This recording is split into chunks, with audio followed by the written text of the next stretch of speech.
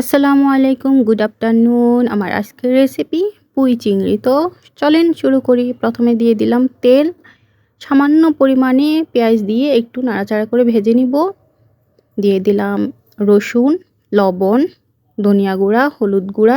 এখন ভালোভাবে এগুলোকে মিশিয়ে নিব। প্রয়োজনে একটুখানি পানি দিয়েছি যাতে মশলা পুড়ে না যায়। মশলাটা কষিয়ে দিয়ে দিলাম চিংড়ি। এখন চিংড়িগুলোকে 1 মিনিট কষিয়ে নিব। নিয়ে দিয়ে দিলাম আলু এবং পুঁইশাকের ডাঁটা।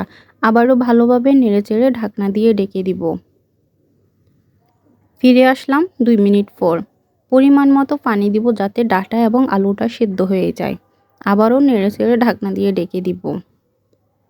এখন দিয়ে দিব কয়েকটা কাঁচামরিচ এবং কেটে রাখা পুঁইশাকগুলো। এই পর্যায়ে আমি আগুনটা মিডিয়াম টু লো ফ্লেমে রেখে রান্না করব, কোনো ঢাকনা দিব না। ঢাকনা দিলে পুঁইশাকের কালারটা নষ্ট হয়ে যাবে। ব্যাস রেডি হয়ে গেল।